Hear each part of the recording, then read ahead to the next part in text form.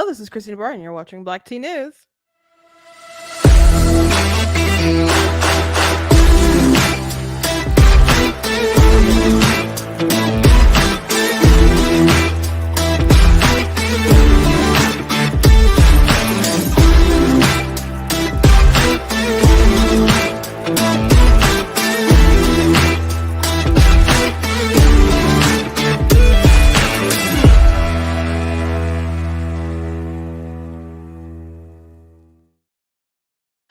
Hello, welcome to Black Tea News. I'm your host, Christina Barr, and today we are going to be talking about, I guess the White House cocaine story is now coming to a close because they couldn't find any, they, uh, they didn't get any video, I guess, usable that to identify somebody, and they didn't get any prints off of or any prints or DNA off of the baggies or whatever of the cocaine that was found in the White House. So they don't have any suspects, and so the Secret Service is gonna let it go unsolved.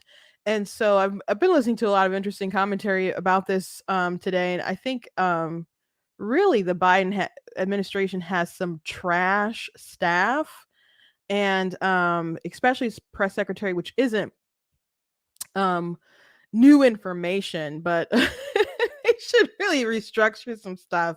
I mean, Trump had a lot of people who were fired and moved within the administration, but somebody wasn't working out or something, or servicing the president, at least in a way that he thought was proper, or what people perceived to be proper. They just, they got rid of them and got somebody else. So his press secretary is trash and maybe made a lot of this situation worse than it ought to be. And so we'll talk about that. Also, in California, there was a bill that was that they were hoping to pass, I guess, that would have made it a more serious crime to do like child trafficking.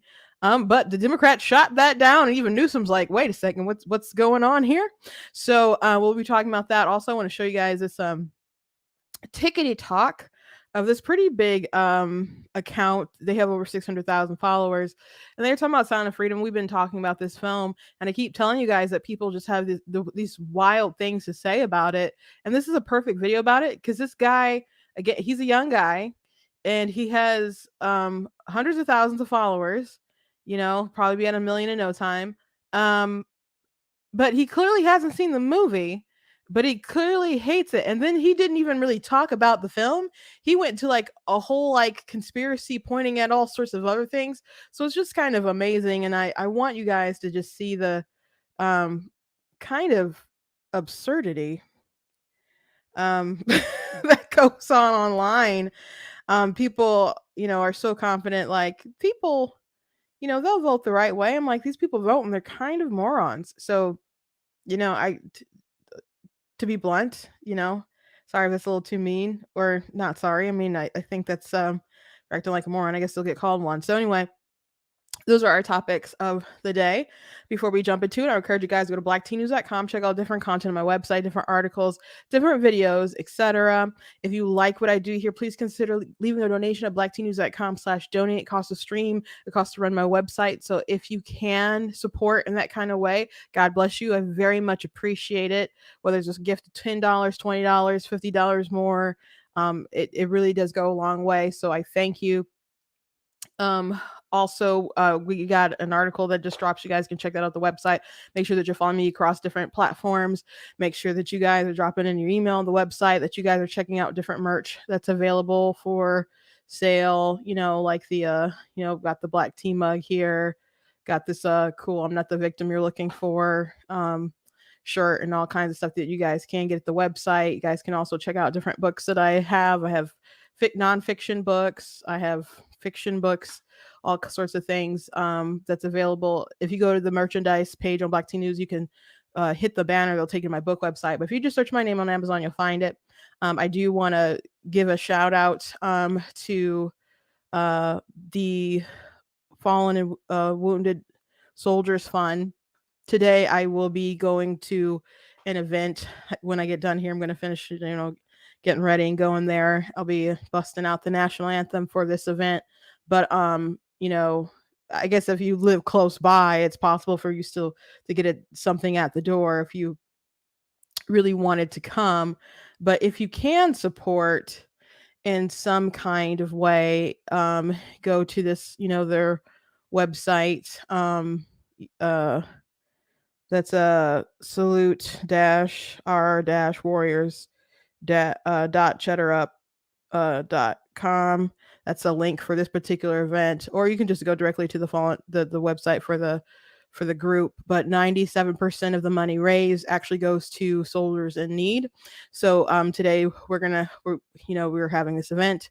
We're raising a lot of money for this organization, and hopefully at the actual event, because there'll be live auctions and other things like that, we'll raise a lot more. I got checks coming in, last minute, and all kinds of fun adventures and fundraising. But this is really a worthwhile group. They're going to be honoring 5 different veterans today at the event, so it's going to be really, really awesome.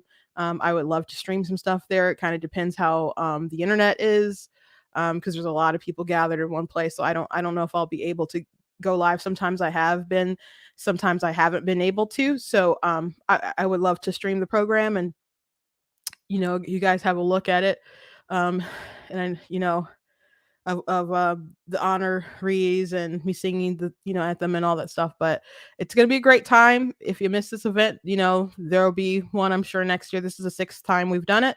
There's also going to be a event. I actually don't know for sure if it's gonna be at the same place, but there's other cool events you guys will be able to maybe go to, and I'll just keep you up to date. But if you can't support this group, I ask that you do, because they do a lot of good work. So even if you can't come and enjoy the festivities, you still can support. And again, 97% of everything raised goes directly to a veteran and their family in need. So they do a lot of great work. There's a lot of great charities out there, but not a lot of them have a percentage that high that goes to the people in need that they're actually raising it for. So really important work that they're doing. Okay, so the White House situation. So there are all kinds of reporting on this. I think last time we talked about it, they were saying it was like near the Situation Room, and it was the implication, I don't know, was like, well, maybe it was some people working in the Situation Room or some kind of staff. And it appears that maybe that was just some kind of misreporting and maybe some confusion. I don't know, on like the part of some people reporting it, but it appears that it was in these cubbies where people would have had like access when people come in for the different tours, when they leave their cell phones and other things in different places. So it's possible, again, it is possible that it could have been a staff, I'm sorry, not a staff member. It's possible that it could have been someone coming into the White House. I still think that's a crazy thing, because they do check you before you go to the White House. To kind of bypass security, you have to be someone coming in like through a motorcade. You got to be, or you're like a family member or something like that. So to me, it's just implausible that someone would come to the White House on a tour where, and when they check you, they don't check you like in the White House. There's like, you come like in through like a um I don't remember what street it is, but they check you before you get inside, like on like a different street entrance and stuff. So and they check, you go through a detector, they check your bags and other things like that. So I don't know where they'd stuff it. I would be really nervous if I was trying to sneak it into the White House. It just really seems like the place where you would not want to press your luck. They really do search you, and they check you before you go through those kinds of things. So um I'm not saying it's impossible for a staff or a person on a tour to bring it in the White House, but that seems just so crazy to me. And then there's um if it's a staff member, people were saying, well, then they really shouldn't close the investigation, because you need to check your staff, make sure no one's doing drug stuff. But there have been people who said, well, they're really, really strict, especially like stuff with marijuana and stuff in the Biden administration. So they don't know if a staff member would really do something like that. So we don't know. They haven't pulled any prints. They haven't pulled any DNA, and where the cameras are at, they wouldn't be able to find out who did it. They could, like, I don't know, investigate all the people who went there that day and maybe narrow it down and make people do drug tests and all kinds of other stuff if they really wanted to. but if this was someone who snuck something in, the Secret Service is supposed to protect, the president and those around him and stuff. So, the fact that someone could sneak this a white powdered substance into the White House isn't good, whether you like the Bidens or whatever. Like it's not good. So there needs to be some kind of evaluation on security and measures so something like this doesn't happen again, because it's bad enough that it was cocaine, but what if it was anthrax or something like that? So they have to up their game or something. But the press secretary um is she is not good at her job. Kaylee, who used to work for, President Trump, who was a great press secretary, she was like, if people were saying, this is one of the accusing it of being like Don Jr.'s or somebody's cocaine. She would have went to the president, and Trump would have been like, absolutely not. Was not my family. So if they really did believe it was Hunter or anyone else from the Biden family, they should have just came out and said that strongly. But what did like their staff say? Like, oh, it's the Hatch Act. I can't talk about it. Like that's not what the Hatch Act is for. They just really butchered this along the way. And then uh, saying that it couldn't have been the family because they weren't there on Friday when the press pool has the evidence that they didn't leave until 6:34 p.m. Again, not saying that it's Hunter's, hopefully that he is clean and really is clean and it's not his. It's somebody's, but we don't know whose, but it just makes it seem like you're covering something. So they just really botched this. um I think it's not good that we don't know where it came from and we don't know who did it and they can't find that out, and that this white powder again got into the White House. Um but um you got to have people who can really do the job, and it's been pretty evident that Biden's staff is just, not ready for prime time. People, I didn't think Jen Psaki was great at her job, but she was far and above better than what they have right now. But I I, I don't want to be completely rude and say diversity hire, but in this case, I really think it's a diversity hire thing. She's very proud of being black and gay rather than being good at her job because she's not. And I heard a former White House press secretary, say, when people are asked like, why didn't she just say it wasn't Hunter Biden's cocaine? And they said, well, because she probably couldn't say that with certainty. And if you can't say something with certainty, then you probably shouldn't say it, which I don't understand why that would matter because they lie all the time. So and they said some things that were inaccurate, reported some things that were inaccurate that really blew up this story.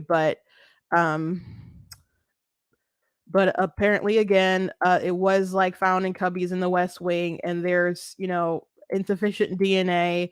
Therefore, the Secret Service is not able to compare evidence against the known pool of individuals who could possibly be who came in that day and were around that area. So it was in a cubby in the um, near the lower level entrance. That's where it was discovered. There's no surveillance video footage found that provided investigative leads to any other means for investigators to identify who may have deposited the found substance in the area. The agency's statement said, without physical evidence, investigation will not be able to single out a person of interest from the hundreds of individuals who passed through the vestibule where the cocaine was discovered. At this time, the Secret Service investigation is closed due to a lack of physical evidence. So, um, it's just a blind spot for surveillance cameras. Um, I don't think that's good. That appears to really be the end of the story, and we'll probably never have an answer. We can have our assumptions, but it, you know, I don't think this is a good thing, and I don't think they handled this well. The reporting that was coming out, and especially how the White House handled it from the podium, from their different spokespeople, just an awful job all around. And if Biden cared enough about his administration, he'd knock some heads and try to get it together, really get it together. So anyway, let's move on. Um, so in California, um, there's always weird stuff going on in California, bruh. So, Newsweek is reporting, which a lot of people are reporting and talking about this. California Democrats block bill to make child trafficking a serious felony. A little weird. How weird is it? Gavin Newsom was scratching his head about this. Very, very strange. um, with all the things that they pass in California, this is one I guess they just couldn't get with. Uh, Democrat Majority Committee in the California State Assembly has declined to advance a bill that would make child trafficking a serious felony. In the Golden State Democrats and on the Assembly Public Safety Committee decided not to advance the proposed legislation on Tuesday in a move that could mean the bill won't pass into law this year. Republican Senator Shannon Grove introduced the bill, which passed with unanimous bipartisan support in the state Senate and would classify child trafficking as a serious felony, making that offense subject to the state's three strikes rule. Under that rule, a person convicted of at least three serious felonies is punished with a prison sentence of between 25 years and life. Assembly member Reggie Jones Sawyer, that's uh, he's the one who like blocked it. That's him, I guess, right there. Public Safety Committee, which has a Democratic majority, declined to advance Senator Grove's bill known as SB 14 on Tuesday, and some members expressed concerns about the effectiveness of the three strikes rule and longer sentences. Um, yeah, effectiveness how? Like you guys don't want people who commit three serious felonies to go to jail for a long time? What is that? Well, there's lots of things I guess they don't want to really get have people in trouble for and in prison a long time. And some of these people are like abolish prisons and all kinds of nonsense that just leads to worse and worse crime. The committee, which has 8 members, voted down the proposal with 2 Republican members voting in favor and 6 Democrats abstaining. Cowards. Governor Gavin Newsom, a Democrat who is considered a possible future presidential candidate, has weighed in on the matter and spoken to Grove by phone about the bill. He said on Wednesday that he was surprised about the committee's decision. I'm a little surprised that Newsom's surprised. I want to understand exactly what happened yesterday, Newsom told reporters. I take it very seriously. Senator Grove issued a statement on Tuesday saying after passing the Senate with unanimous bipartisan vote, I had hoped Democrats on the Assembly's Public Safety Committee, led by the Assemblyman Reggie Jones Sawyer, he's from Los Angeles, would agree to make sex trafficking a serious felony.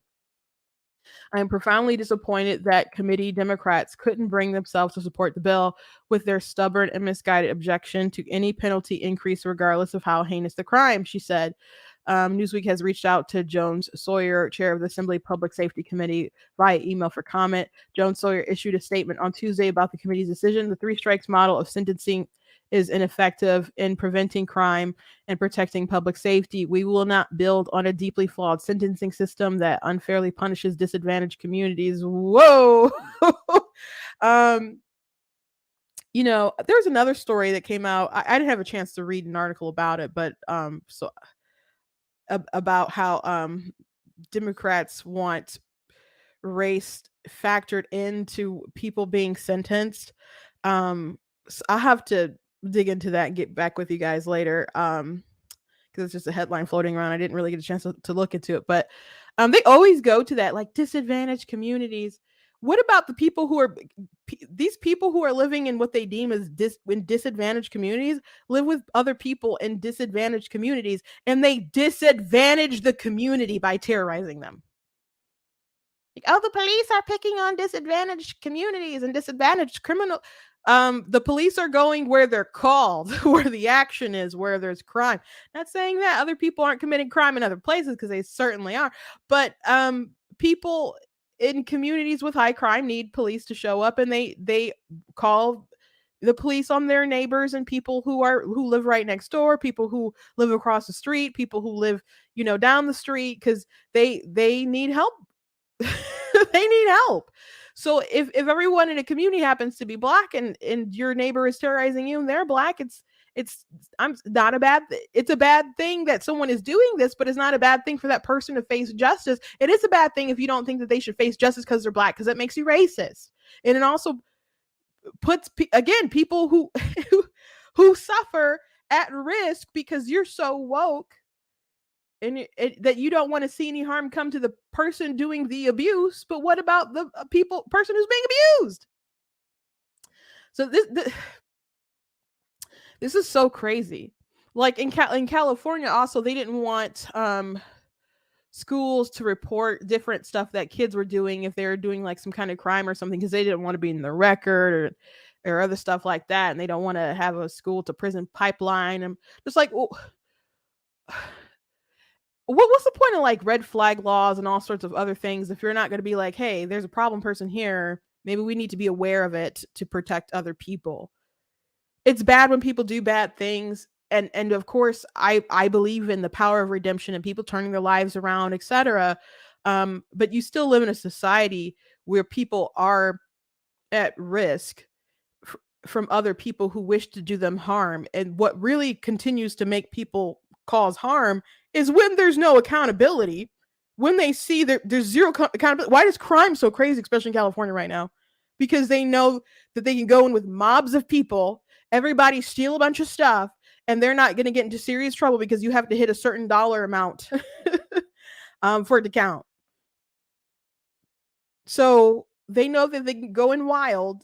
There was the story about people stealing like stuff from an Amazon train, or train with a bunch of Amazon packages and stuff, and they don't care what happens because they think at the end of the day they're going to get away with it. People are carjacking like crazy. They think they're going to get away with this stuff. It's just crazy.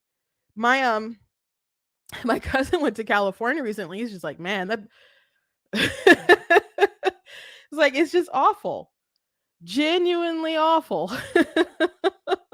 No matter where, like in San Francisco and other places, it's just awful. It used to be beautiful, and now they've just let crime just devastate these places. So if you're all you focus on is we don't want this disadvantaged community, these minorities, these black people, whoever, to have to go to jail. I don't want them to go to jail either. Maybe you need to encourage them to start acting right. But the people aren't going to start acting right. People weigh pros and cons of crime. Even like when you're working in retail, they train you and they tell you like some crime, like a lot of crime, you can just stop by servicing people well.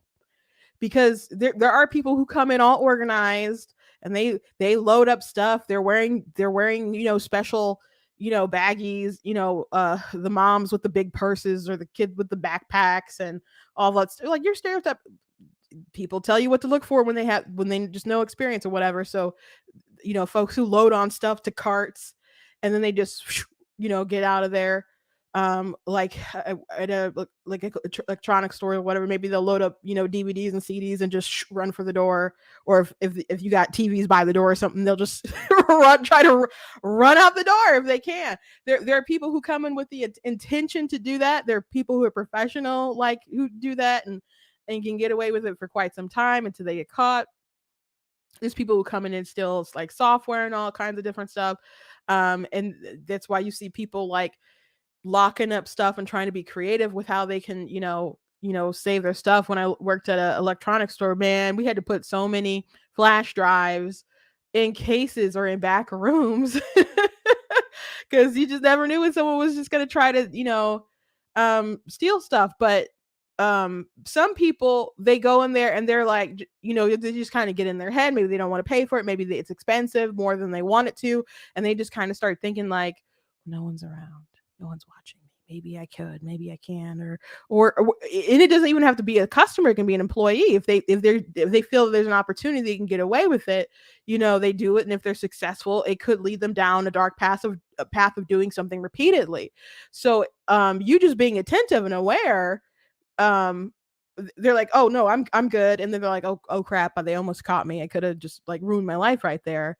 and then that could scare them straight. But if they can do it and they can get away with it, and then they can keep getting away with it, they'll keep doing it until they get caught, unless they get to that point where they're like, I'm in too deep and I really can't risk this anymore. So a lot of people weigh their pros and their cons of whether or not they're going to do respectable sort of things or whether they're going to do criminal things. Now, I'm not saying everyone really weighs a pro, everyone does that, because I don't think everyone is just like oriented toward crime. If the you know I don't know, the atmosphere or whatever is right, if there's right kind of crime ingredients, that's not what I'm saying, but there's people who can be deterred.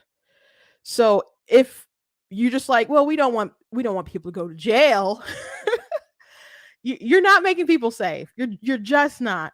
Anyway, SB 14 makes no new corrective actions or enhancements on to laws already in place. Ultimately, members of the Assembly's Public Safety Committee understood the author's intent, but recognized that the bill needs considerable work and granted reconsideration. Jones Sawyer's statement concluded. Longer sentences don't actually stop things from happening, said Assembly Majority Leader Isaac Bryan, a Democratic member of the committee, during Tuesday's hearing. I don't think that makes sense, but if you traffic minors, you're lucky you're alive, bro. Like,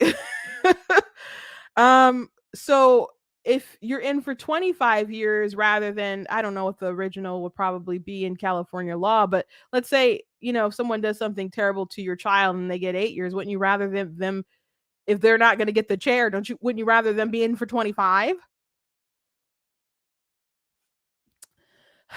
Sometimes crime is not just about the deterrent, it's also about the measurement of the actual crime and the punishment being suitable for what you have done.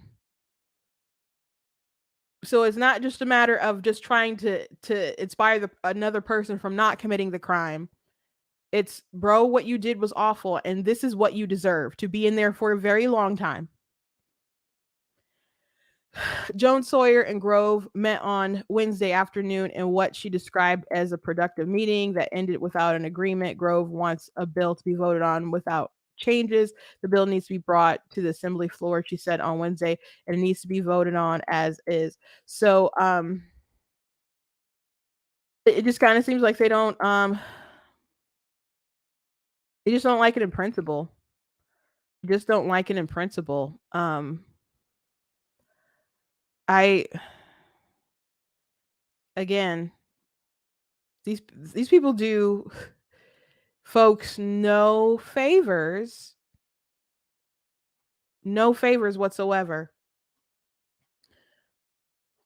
If I call the police and the police show up and they handle business and they stop a criminal from harassing me, harming me, or whatever, I'm not thinking, oh, that poor black man. I showed you guys, I think it was last week, a video of a white person who called the police because there was some crazy black person who was like threatening them and had like a weapon or something, and then they were going to take him away, and then the white person was so upset and like, I don't wanted them to think I called them because I'm racist or something because he's black. I just wanted him to stop. And it was the most pathetic thing I've ever seen. Or it's up there, one of the most pathetic things. Like the one, just why is your white guilt that awful? To, if even if the criminal thought that this person who was like threatening harm to you, why would that matter to you so much when they were threatening harm against you? Why would their opinion matter to you at all in the slightest? All that should have mattered is that person threatened harm against you.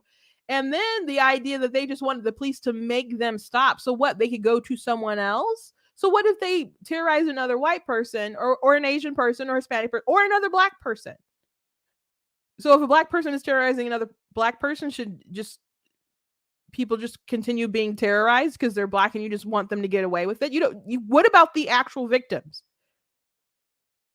What about the actual victims or possible victims and the possible threats to our safety and well-being? People are too focused on the color of people's skins rather than if they actually did harm or intend to do harm, if they're dangerous or continue to be a danger. Those are the things we need to ask. Those are the things we need to focus on, not whether they are black or white or whatever. These crazy, crazy, crazy people. So California, once again in the news for craziness. I guess it's a good sign that Newsom is like, oh my gosh, this seems bad. Let me check in on that. But we'll see if they come to some kind of agreement because again, it just kind of seems to be a thing in principle that if there's a risk of black people going to jail, then they're just not into it. Um, moving on, um, really quickly, I want to mention we mentioned this yesterday about Manor, who switched from the Democrat Party to the Republican Party. And I found out a little bit more about her and her story because when I was talking to you guys and informing you guys about her, in my mind after I got done, I'm just kind of like, I wonder if it would have been better for her to just continue being a Democrat and to just vote Republican, you know, continue pushing just policies that are good for her community, but side with the Republicans on matters, and she can still vote and vote with Democrats or whatever. Just vote in for what's good for your community and stuff. But I guess that wasn't really a pathway, because some areas Republicans just can't win, aren't going to win. That doesn't mean Republicans shouldn't try and reach out, that they shouldn't run, that they shouldn't raise money, that they shouldn't have ads, that they shouldn't knock on doors, because it's going to take people on the ground doing the work to eventually lead up to a point of people switching their minds or opening their minds, etc.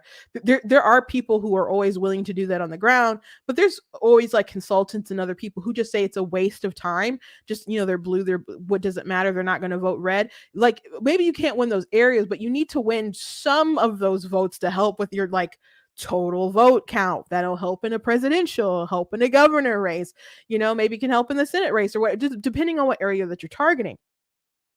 So it is still important for people to run, even if it's a really blue area and a Republican can't win, because maybe one day they can, but that one day will never happen if people don't try. So, but her area is deep blue. She's been an official twice, been reelected twice, I believe. So, if she runs again and she runs as a Republican, there's a good chance that she's not going to be reelected. Now, maybe she has other political aspirations. I hope she has some kind of long-term plan or something, because there's a good chance that she won't be reelected. But Democrats were already mad at her, and they were mad at her because she's pro school choice. She's pro funding the police. A lot of people are pro funding the Democrats want to pretend like that wasn't a thing that happened, but many of them were all in on it. Some of them were just blatantly all in. Some people were, doing kind of jargon because they knew it was a bad idea, but they wanted to play along or whatever. So and it goes up all the way up to Joe Biden, right? All of them said stuff. Not all of them, but most of them. An uncomfortable amount of Democrats are really pushing the defund or reallocate funds or whatever in 2020. So she was pro funding the police because she doesn't want to see her community terrorized. She's pro school choice because she doesn't want to see children trapped in failing schools. She wants to empower parents. She wants their kids to have the best choice for education as possible. She's sick of seeing so many kids in her district that don't know how to read. And you're like, how can you graduate and not know how to read? It happens all the time. It happens all the time in inner city schools. And it's unfortunate. There's people who graduate college and can half spell and write. Some people who get resumes, dear God, they're awful, because people can't write. People write or read very well at all. So there's more people than you realize who literally cannot read or just really can't do it well, that have a diploma. And it's sad, but she wants to see a change. She wants to see an academic change. as far as that goes. So she's pro school choice. She's for funding the police, and there were some other things. So the Democrats were upset with her before, and she also doesn't appreciate how illegal immigrants appear to be getting more attention and support than people in her own community. Like one time she was talking about like um the education in her district, and she was talking to somebody about different programs, and they're like, oh well, this program is actually just for illegal aliens or illegal immigrants and stuff. So she's just baffled. And to her it doesn't make sense. So the Democrats didn't like her, so they were already trying to find people to run against her. And they were on Fox News. She said that they were paying people $1,000. I don't think that they were probably literally like, here's $1,000 into your pocket if you run against this person. I would assume it's probably like money, like $1,000 up front for the campaign or to put your name on the ballot. Because you have to get signatures when you run for stuff, but if you don't get enough signatures, you can pay a certain amount. I don't know what the prices are for each and every office and stuff. So I'm assuming that's what it was. I'm not assuming that like here's $1,000 for your grocery bills. I could be wrong. But that makes more sense to me from my experience within politics. But yeah, it seemed like she was being pushed out, so she made the choice to just jump. Um, if anyone else was curious, because my mind certainly did go there, like, why does she just stay a Democrat? So she can continue being elected, but just service her constituents, make votes that make sense. Just make votes that make sense. Um, because I'm sure that a lot of the things that she's talking about and fighting for that her Democrat colleagues are ticked off about are things that her constituents actually agree with her with. And I went through her page and she was posting different emails she was getting where people were calling her, traitor and the C word, and I don't mean coon, but she got that, but she got the one about see you next, you know, third day of the week starts of the day. She's been called all sorts of things for switching parties. So I commend her for fighting for her constituents. I think it's really sad that I understand parties having uniformity, because why would you not be part of a party if you didn't believe certain things? But again, I think some of her constituents really agree with a lot of the things that she agrees with, but they just could not have it. So check her out. If you're in Georgia, she sounds pretty fascinating. Maybe one day we'll try to get her on the show to, tell her story. But she's pretty hot in the news right now. And I commend her. When I first saw her, she was talking about supporting pro-choice. She's like, I'm a Democrat, and I'm school choice, not pro-choice, like abortion stuff. But she might be, I don't know. But um, you know, she's for school choice. So I retweeted her and I said, thank you for being for school choice, because that is really something that a lot of their constituents, I'm sure, would support. But those teachers unions have them so tight, man, that their loyalties really lie in a different place. So I want to just give a little update. So let's watch this this TikTok video from this account that I said I would show you guys. So this particular TikToker, I've seen him come across my page a few times. I never have enjoyed a single thing. His name is Kess on the app. It's like Kess.io. If you guys can see him very well if I hold him up. It's not in focus, but that's what the page kind of looks like. um, his profile says, "Can't afford therapy. Keep me company and follow before I go." I'm not sure what the heck. It's called Sound of. Okay, but he did a video about the sound of freedom, so we're gonna go ahead and watch his video, and it's quite redonkulous, but here we go. QAnon fan. It's called Sound of Freedom, and I swear to God, everybody that loves this movie is just a kitty lover that's projecting. So, first things first, the film was Angel Studios is, has the distribution rights to the film. But Fox originally had the distribution rights to the film. They made this film like 5 years ago. And Disney bought Fox, and Disney didn't want this movie being out. So they shelved it or whatever. They didn't think it was good for their brand or whatever reason. So they shelved it.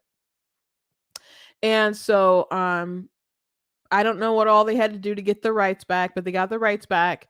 And Amazon didn't want it. Netflix didn't want it, which is pretty incredible to me. But Angel Studios, they showed it to. They have like a group of like 10,000 like um donors or investors or some kind of, I forget what they call their cluster of people, whatever, who will look at a project, and if they like a project they'll fund it or whatever. But usually once they take it to this group of people and they like it, they're like, oh, we know we have some kind of hit or something. So they really liked it, and they decided to go ahead and push out the film. And they have a particular strategic plan of how it gets out, with people paying forward to pay for other people's seats and stuff. So they've done a really good job. The movie made over $40 million so far. So kudos to them. Even with the limited amount of seating that they have, because it's not everywhere in every theater. But saying that the Christians decided to make a QAnon movie, that's not what happened. And there's some people who are looking at different interviews with Jim Caviezel and other folks, and they're like, oh, we don't, this is conspiratorial, whatever. There's nothing, if you actually watch the film, there is nothing in that film that seems remotely far-fetched if you know anything about this particular issue. There's even like an island thing going on, and people who were watching this film when Jim Caviezel was watching this film, like he said, everyone kept saying something at the same time. And so he finally asked, like, what are you guys saying, like, during this part of the film? And everyone's like, Epstein Island. We know people do this kind of creepy, disgusting stuff. So, and by the way, they don't show it's like a PG-13 movie or whatever. They don't show the actual abuse of the children. They show enough that you get the gist, and it makes you sick and it makes you sad. But they're not gross in the let me really shove this in front of your face for artistic license or whatever, for shock value. They don't do that. So it's not the Christians decided to make a QAnon film. It's not a QAnon film. And it's not a faith-based film. I feel like a faith-based film is a film where you're like, we do talk a lot about different movies in church, but like we could talk about all Matrix, Marvel, like all kinds of different stuff in church. We're a bunch of nerds who are deep in pop culture, but I feel like if you go see a faith-based film, you should want to have some kind of altar call or something. Some kind of like, we're going to show this in Bible study or something. This isn't like that. It is about a man who is a Christian. That's true, but they could have, there's a lot of stuff that they could have went into it if they really wanted to, so his premise is just wrong. But I think it's pretty clear that this kid hasn't seen the film. But let's keep watching. It is the fastest growing international crime network that the world has ever seen.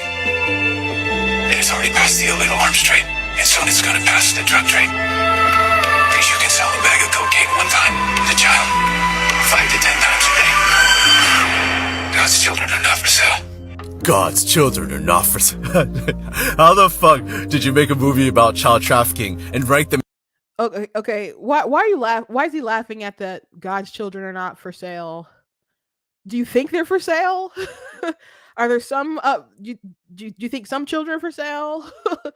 Why is that funny? Why is that inducing mockery from this person? So now he's just going to go like full on things that have nothing to do with this film. Main character as DHS. Like you fucking might as well have made him a Catholic priest. My stomach is getting sick as I'm reading.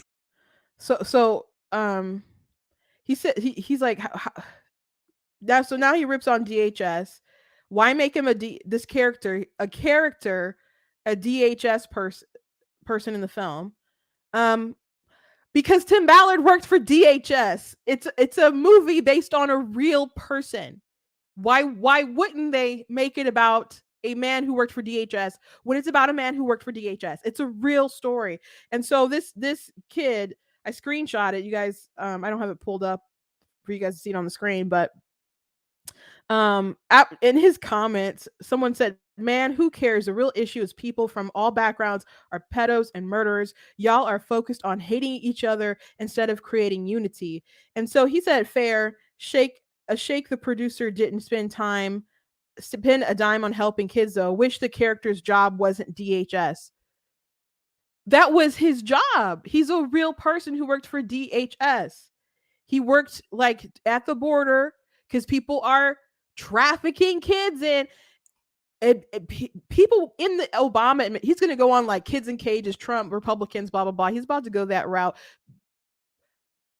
As Trump would say, who built those cages?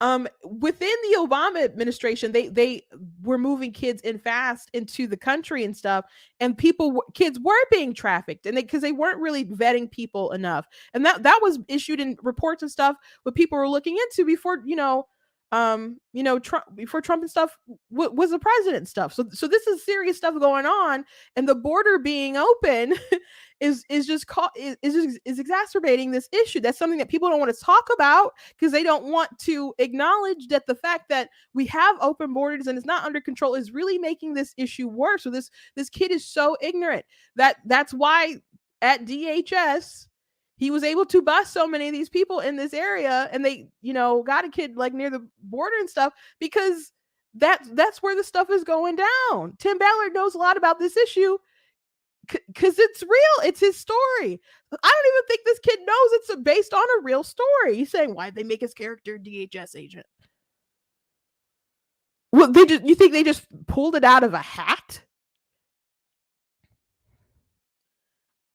I read this every day.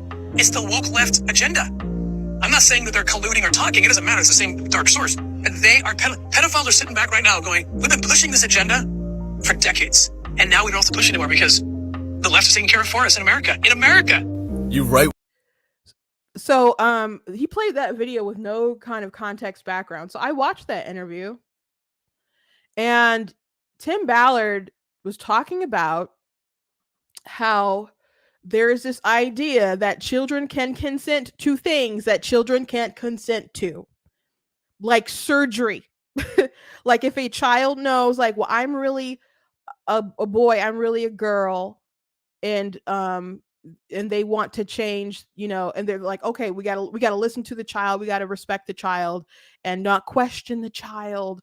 And so yes, we can begin to give them these drugs, and we can chop off their breasts at 15 or whatever, and direct them on this path and whatnot. And if you don't affirm them, maybe you'll lose your rights as a parent, and in issues like that. So this idea that children just can know so much, and can consent to these things, and we need to follow their lead. That's what he's talking about. This mentality of these traffickers and these pedos, which he had to deal with. He knows them on a psychological level. A person that he catches in the beginning of the film, he had to go undercover and gain his trust. That person actually has a book that he actually did have to read. They have different beliefs and manifestos, and it's darker than this ignorant kid would like to know, which he apparently he knows nothing about this film. So playing that particular part out of context is really wild. But he's trying to drive a narrative as if this film is a left-right issue. It's just trying to draw attention to a very real issue that we should all be concerned about, regardless of your political affiliation. But it also happens to be a true story. So now he's gonna keep going.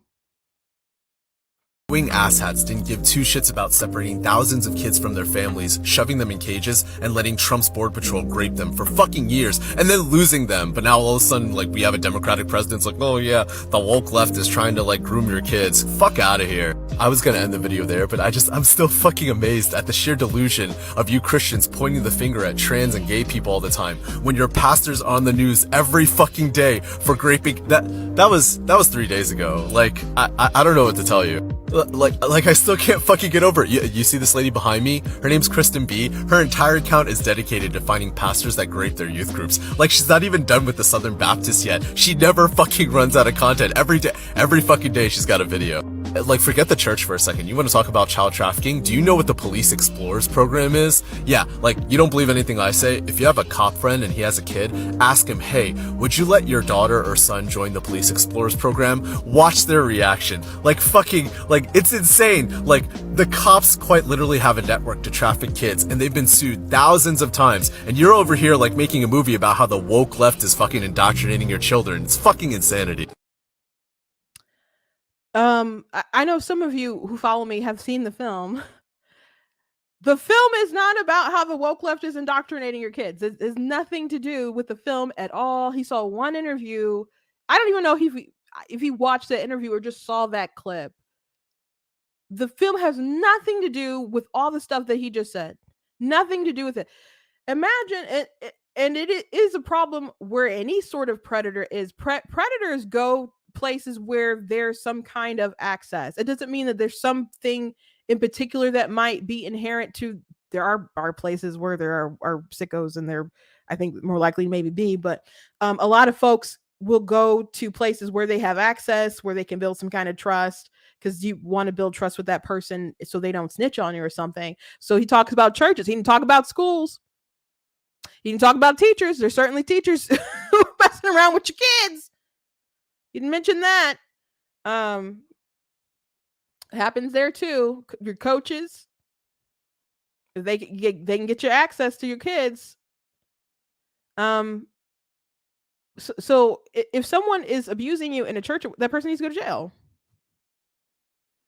That, you know, if there was someone that was doing something shady, man, my dad was, there was no network or something that the pastors, maybe some people want to be on the down low. You can go out of town and have some fun somewhere. My dad was like, no, not that person, not my church.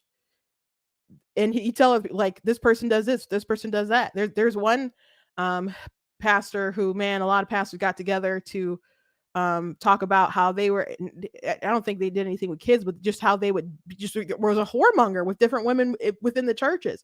And this particular pastor tried to, he messaged my sister. So, was David Taylor, I think that's his name.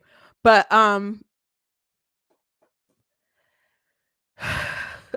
we know that there are problems everywhere. But imagine if you were making a movie about Harriet Tubman and this moron got on, was like, well, how come you're not talking about Muslims enslaving white people or something? Like, bro, it's about this particular thing. It's about this real life story of this man saving these kids. And he didn't even talk about, because he doesn't know. He just wanted to go on a political rant and make it a left-right thing. And it's not. And he's not, and you're like, oh, this is just a person. This is happening everywhere. Like, there's the news articles where they're like, this is QAnon stuff, or there's other big accounts and other big, people on social media, on Twitter and TikTok, who are just really trying to make this as political as possible, when we're just saying we want people to be aware. We want parents to be aware so they can protect, just make better decisions about where they leave their kids, where they take their kids, or whatever, how they keep in contact with their kids. That we try to get some fire lit in our government, that there's more people on the case to go look for these kids, to fight to find these kids, fight to take down these creeps. That it shouldn't be like Tim Ballard. I'm just going kind of off of numbers. It's like 5-1 as far as like looking for like traffickers with the kids versus like drugs and stuff. if we could just up our numbers and get awareness, or if there are things going on, like he just talked about the police, um, if there's stuff going on with people in high positions of power, or people within different government agencies and stuff, the FBI has busted people within the FBI, and they have gotten like slaps on the wrist. We covered those stories one day of some pretty horrific things, and and then it seemed like some of them didn't even get charged. So there's definitely some sick stuff going on behind the scenes, and we want to be more aware of it. We want to talk about it, but just trying to dismiss a good thing because what, you don't like Christians or you don't like people on the right, you don't like their politics. Their politics had nothing to do with the film. And if you really, and the crazy thing, he said, "Oh, I just hate how they made this about a DHS person." He had to quit DHS to do the job to save the kids. So if you don't like government, if you don't like the government, if you don't like the bureaucracy, they make it clear that the bureaucracy is a problem. Like, his boss tried to help him out a bit, but at the end of the day, he had to walk away from his pension to go save these kids. And then he's explaining to someone else in the movie, like, as the government's like, well, we got to pull out and stuff. And then they're like, and then a reform like drug dealer who was helping him and stuff, he's like, that's why I do everything black market. That's why I do everything underground, because bureaucracy, it sucks. So if you don't like the government, you don't like DHS, why wouldn't you like this film? Because it highlights a really big problem. But he doesn't know anything about it.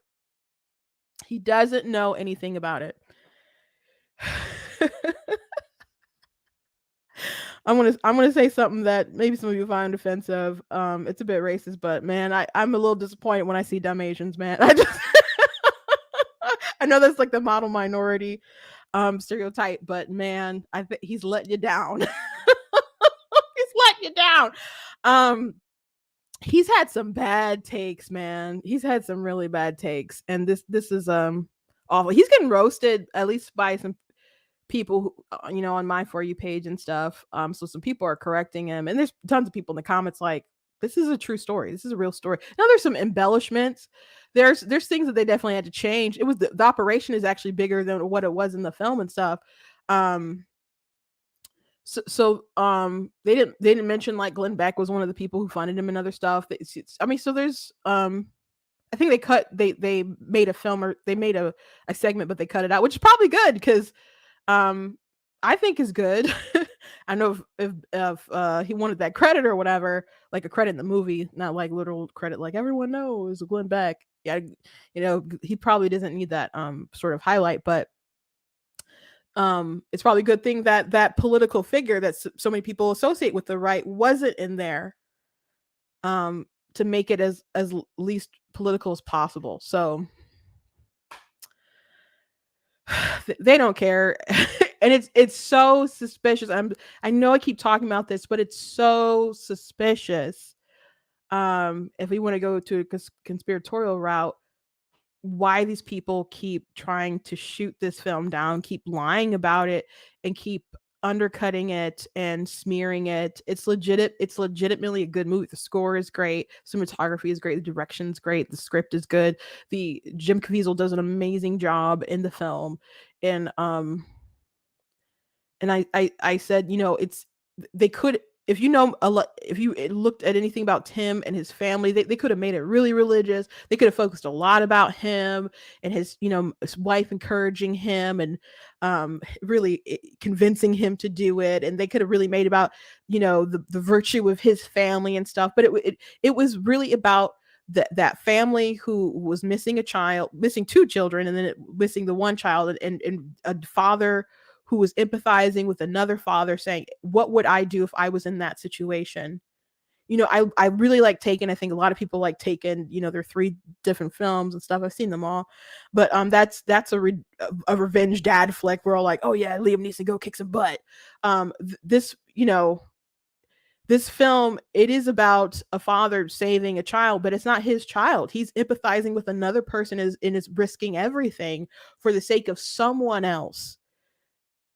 And the story is about from the beginning to the end of the film, repeatedly, through the eyes of this girl and what's happened to her, and trying to get her back home to her dad. So they did an amazing job with this film, and it's really sick how dumb people are. It's really discouraging how dumb people are. No matter what happens, if someone tries to do a good thing, people try to make it so political. And at the end of the film, they're like, "We want to raise awareness for different stuff." If you go watch different, I mean, I don't know if there's some things when you go down a rabbit hole, you're like, "Is that true? Is that not true?" There's some things that we really don't want to believe that are like, man, that's sick. Um, I talked the other day how there's a I encourage you guys to go watch an interview with the ethical activists um, on the Sean Ryan show. Ryan, I think his name is Ryan Montgomery. I was trying to look it up, but I think that's his name. Um, where he's hacked into these chat rooms and seen these conversations from these awful people, and have helped to assist, police to try to catch um, these sickos. And there's thousands of these creeps on different chat rooms and stuff. So you could just imagine how many of them are out there in the world. And our ideas on like sex education and other sort of things like that, or how perverse or sexually free we are in a society, a lot of that is stemmed from Alfred Kinsey, who used data from PEDs to um, promote his work. There's a table in one of his books that's gathered from data from a literal PED who hurt children, who worked for the government, by the way. And he didn't give him up to authorities. He used that information to be like, kids are always sexual. Look at how they quiver when you touch them. And it's like, that looks like abuse, sir. That doesn't look like pleasure. But that's the kind of person that Hollywood, makes a movie about. Liam Neeson actually started in a movie about Alfred Kinsey. That's where like, oh yeah, sex, an interesting movie about a sex doctor. But a nice movie about um a DHS person who had to quit their job to go rescue kids. Oh, that's crazy. Okay. Okay. Anyway, thank you guys for being with me today. Guys, hope you enjoyed the show. Please go to blacktnews.com, check out different content on the website, different articles. I just dropped one before I went live, so you guys can check that out. It was I guess we talked about it on the show, but about how Democrats are mad at the fact that they're driving a wedge between Muslims and them. So they're like, it's white supremacy, it's the GOP, and how ridiculous that is. So I just laid it out in an article so you guys can go read that and share that and stuff. So please go to website, check out different merch at the website that we have, different shirts, different mugs, etc. Go check out my different books that I've written, like my book, of course, God is Blatantly Against Abortion. That's available on Amazon. It's also available in Barnes and Noble. Covers theology, of course, but also covers the science, and it covers philosophy, and our it covers rights. It covers the different political atmosphere of today. So it covers quite a bit. So, and by the way, my sister is the one who did that awesome artwork on the cover with the hand of God reaching out to the baby. I just love that cover so much. She did such a great job with that. And I have a lot of fiction books you guys can check out as well. If you like what I do here, please consider leaving a donation at blacktnews.com/donate, custom stream, run my website, all the good stuff. So if you can support, I very much do appreciate it. God bless you. Whether it's a gift of $10 or $20 or more, it really does go a long way, really does help. So again, I very much appreciate it. Thank you guys for being in the chat. Thank you guys for being part of the conversation. Got a good question. Which fiction book is a good start? Are they related at all? Some of them are. There's a lot of them are different series. So the one that a lot of people like to start out with, and the one that I do recommend a lot, is The Color of God's Eyes. So it's about a slave named Charlotte. So when she was a little girl, a woman named Lady Cohan came to purchase her.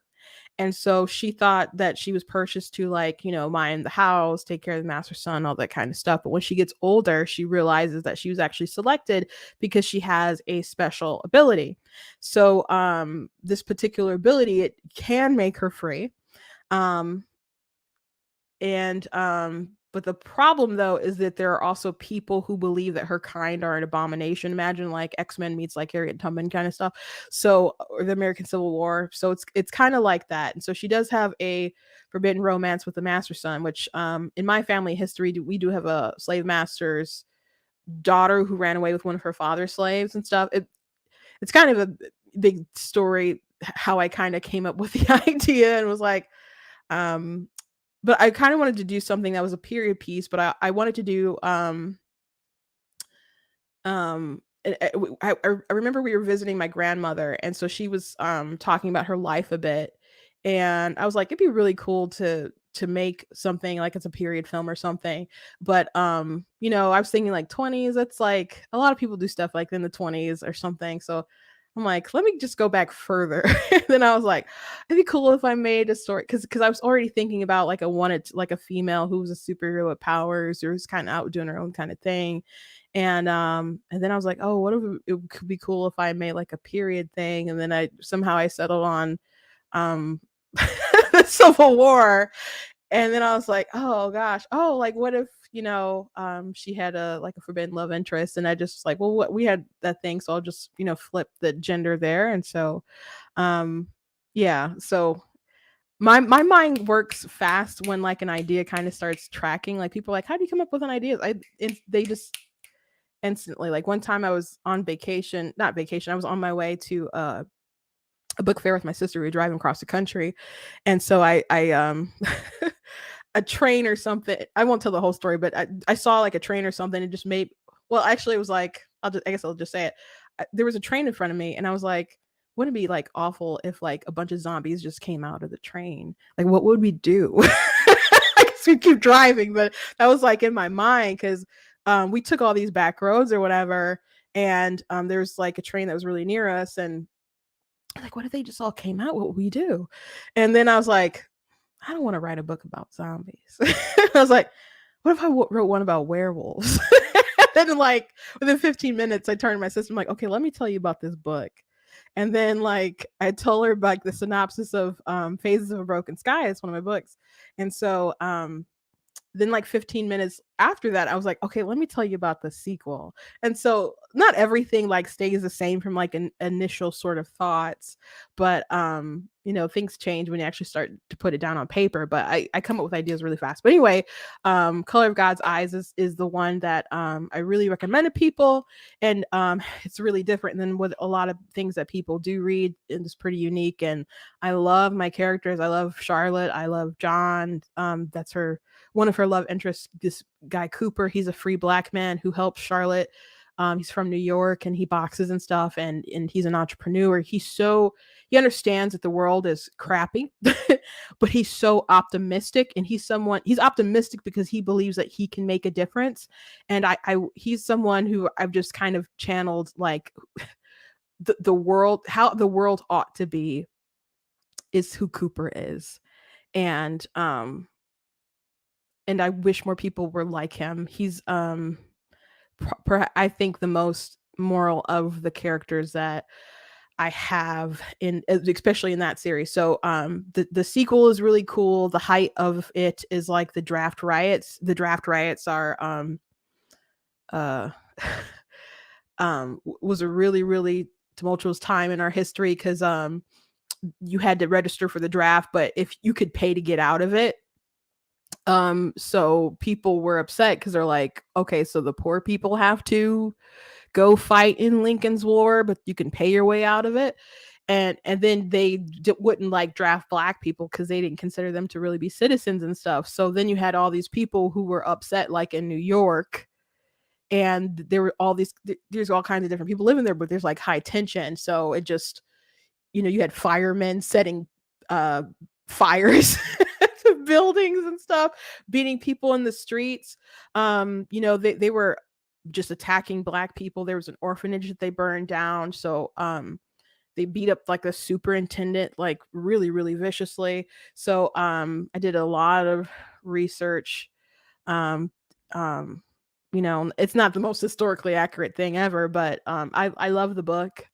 And it's out of all the things that I've written, it's probably like my favorite. So yeah, I would check out The Color of God's Eyes. I it all depends on what you like though. um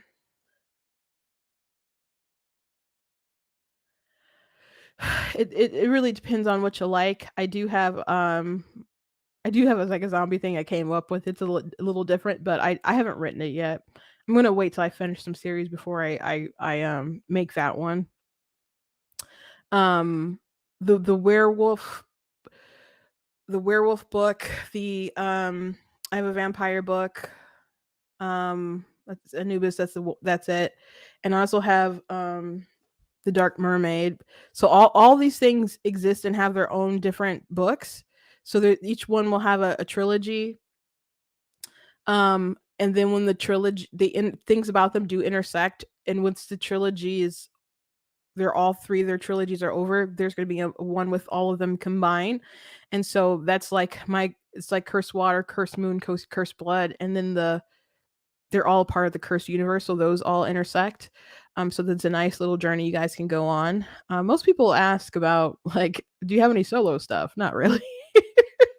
um, so lots of things you guys can choose from. I have Demon Hunters. I talked about that I think yesterday. And of course I have Super Kid and Super Kid 2. Those are nice chapter books if you got kids or grandkids, about a boy who with overactive imagination. He thinks he has superpowers, he doesn't really. So you know, ultimately these kids just try to do good. So there's a lot of great values within the book. Also very fun, also very witty. You know, if you're reading it with a kid, you'll probably laugh more than they will because you'll just understand the wit a bit more than maybe they will. Because as a kid, it's probably just things that they say, and you're like, "What's so funny?" But you know, kids say the darndest things. So the things that they say, the things that how they act, how they think, it's just really humorous. And I was really trying to like kind of channel these kids, like, you know, memory of how kids would talk and, you know, think and whatever. And so I wrote Super Kid before my nephew was born, so as he like progresses through that age group, I'm like, I was right on the money as far as what kids think and what they talk about and how they feel. And so anyway, yeah, if you search my name on Amazon, Christina L. Barb, it's Christina with a CH, you'll find my stuff. If you go to Black Tea News and go to the merchandise page, there's a banner taking my book website. My book website I will post right here. So ninjadustpublishing.com. So yeah, I encourage you very much to go read my books. They're really a labor of love that I put a lot into. I love to write. I love to write. So and I also do my own covers. The only cover that I didn't do like all on my own was my abortion book. But the rest I do design myself. So or have designed myself. Um so yeah. Thank you for the question. Didn't mean for it to be like a 10-minute answer, but hope you guys enjoyed it. Thank you guys, and I will see you tomorrow.